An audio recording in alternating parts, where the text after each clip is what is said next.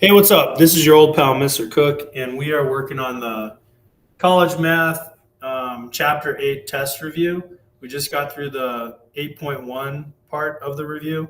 Now we're going to do the 8.2 part of the review, which is only just a couple questions. So we're just going to go from number 9 to number 14. Okay.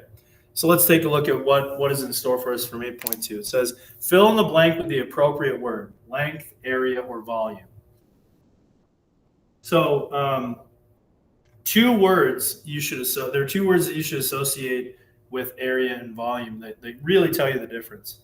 With area, you should see the word square, like a square unit. Okay, if you see that, very obviously it's going to be area.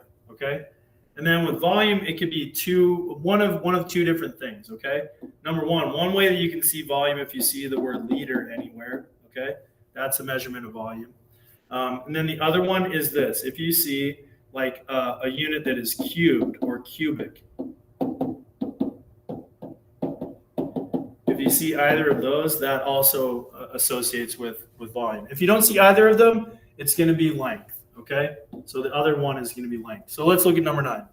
Centimeters are a measure of what? So do you see the word liter, cubed, cubic, or square? If you don't see any of those, that means it's a unit of length. Okay. Number 10.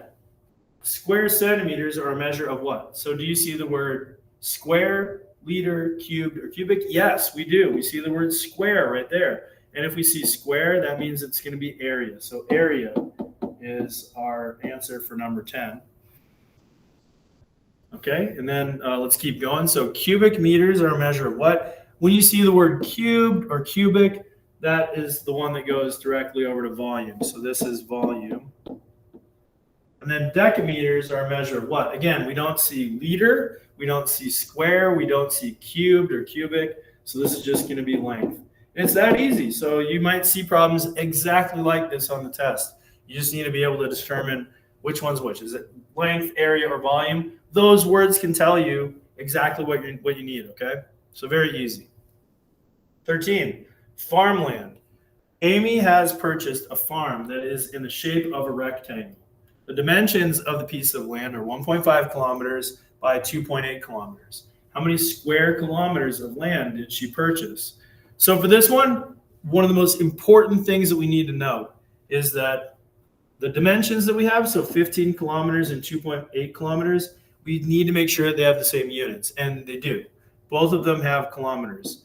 I am breathing a sigh of relief. That's great, because as long as they have the same units, I can continue with my problem. So what they're asking us to find, when it says square kilometers, when I see square kilometers, it's really asking for the area.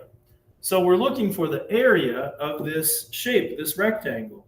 The area of a rectangle is equal to the length times the width, or the base times the height. They mean the same thing. You just have to multiply the dimensions together. So if you have the two dimensions, 1.5 and 2.8, all you need to do to find the area of the kilometer squared is multiply 1.5 times 2.8. That's it. So just multiply those two numbers together, and that's going to give you your area. So I'm going to use my calculator now.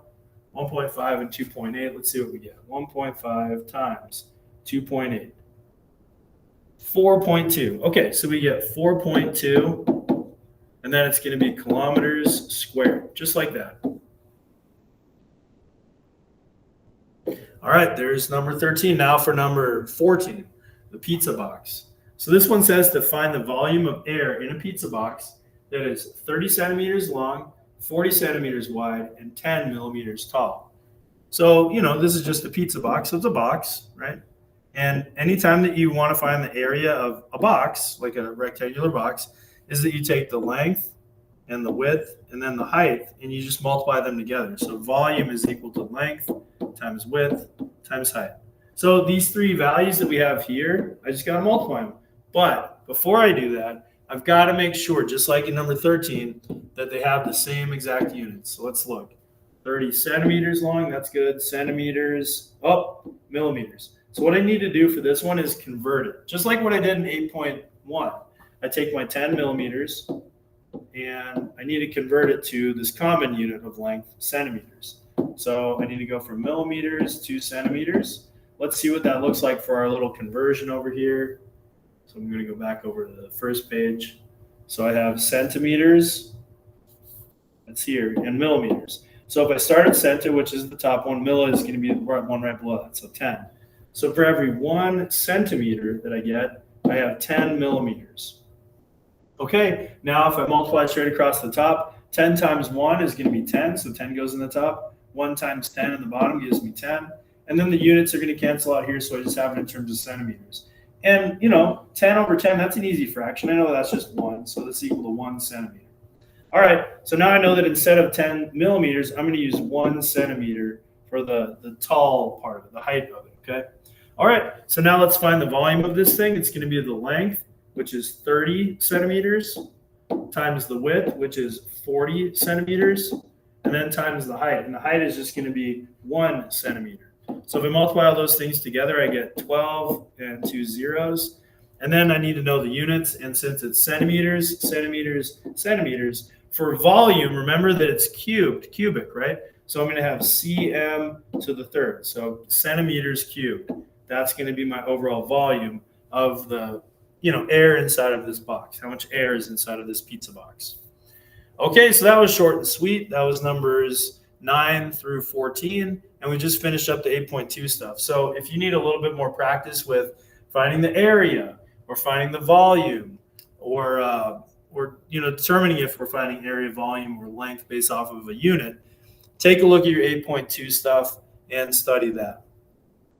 Okay, I think that's about it. If you need more help with 8.2, check out the online notes or ask some questions in class. So that's it for me for this one. I hope you got some help from it. I hope that you learned some stuff.